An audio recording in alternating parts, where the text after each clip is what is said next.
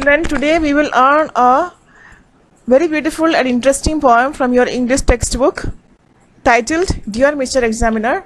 It is on page number 49. So this is a very humorous poem narrated by a student sitting in an examination hall. Here the student is a poet himself. The poet was not actually very intelligent when he was studying. So he had to leave the studies, and then maybe by the age of 16, but later on in his life he became a poet. So here he was in the examination hall, and then he did not know any of the answers that was in the question paper. So what he does, that is given in the poem. So let's start. Dear Mr. Examiner, thank you so much for your questions.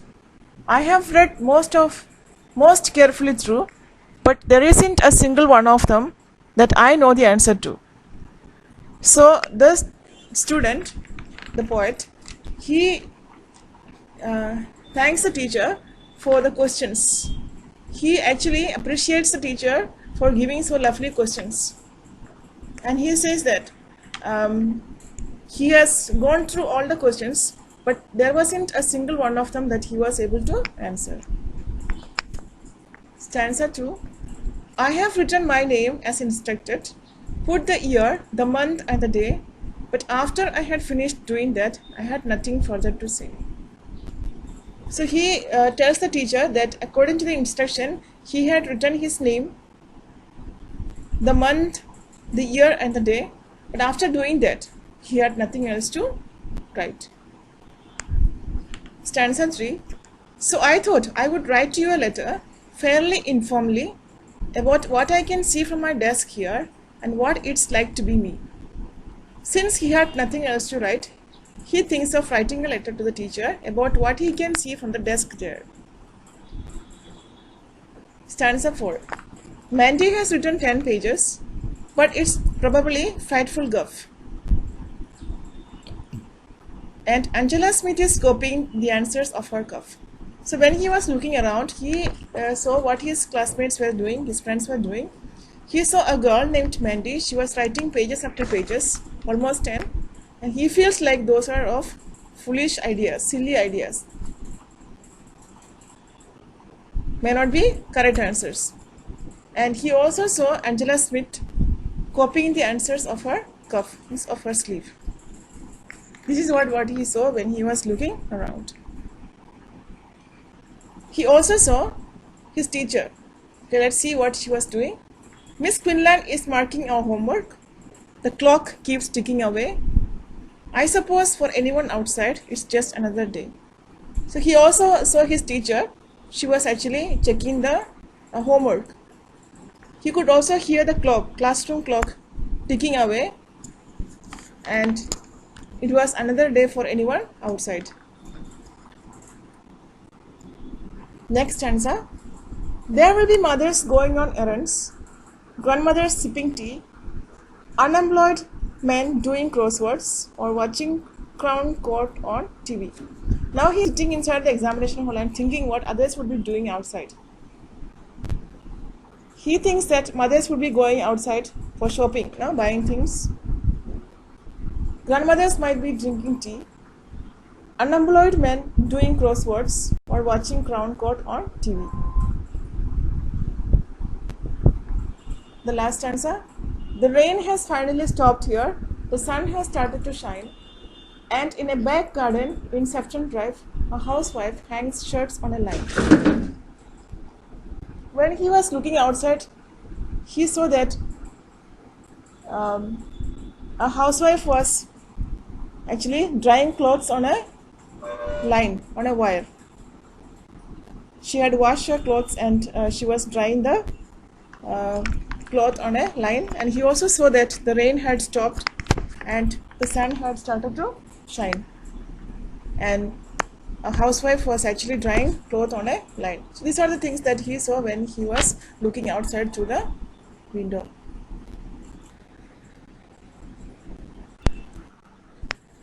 A class files past to play tennis. The cathedral clock has just pealed. A mower chucks backwards and forwards up on the hockey field. So he could also see from as he was looking outside, another class who had just completed their examination. They were running past to play tennis. He could also hear the cathedral clock striking. He also saw a mower in the hockey field. It was actually trimming the grass in the hockey field.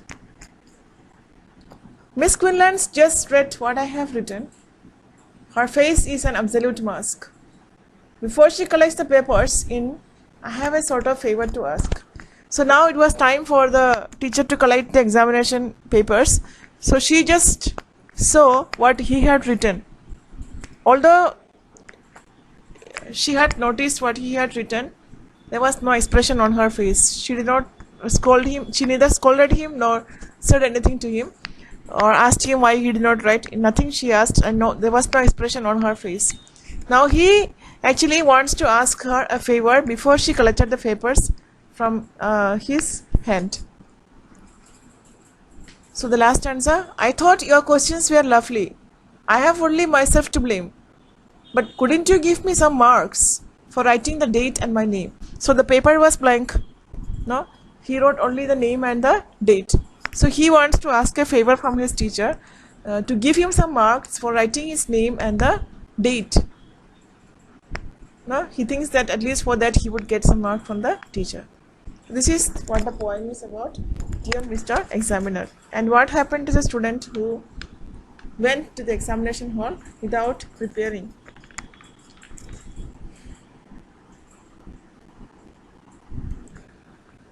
So now let us look at the question answers given here. So question number 1, what were the things that the narrator did before he started writing the poem? So before he started writing the poem, he had actually written his name and the date on the question paper. Then only he began writing the poem. Question number 2, what were Mandy and Angela Smith doing during the exam? During the exam, Mandy and Angela Smith were Mandy was actually writing 10 pages which he feels like all were foolish ideas or silly ideas, not correct, nonsense. And Angela Smith was copying the answers of her sleeve or cuff. Number 3, what were the adults doing at that time? The adults, which means the unemployed ones, they were actually playing crosswords or watching a TV program. Question number 4, what are some of the sounds that the narrator hears while sitting in the class? So the answer is, when the narrator was sitting in the class, he could hear the sound of clock ticking. One clock from his classroom, the other the cathedral clock. He could also hear the sound of a mower moving backward and forward in the hockey field. Next question. Question number 5. The poet said that Miss Quinlan's face was an absolute mask. Explain the meaning of the line. Why do you think her face was a mask? Now, the poet says that after reading the answers or after seeing what the boy has written, the teacher did not say anything. There was no expression on her face. She did not react to that. No? So she was as normal as before and did not ask you anything. Question number 6. Who is the narrator? What favor does he ask from the examiner? The narrator is the poet himself. The favor that he asked from the examiner is to give him some marks for writing the name and the date on the answer script. Question number 7. Neither the narrator nor Angela Smith knew the answer to the questions. While she copied the answers from her cuff, he wrote a letter.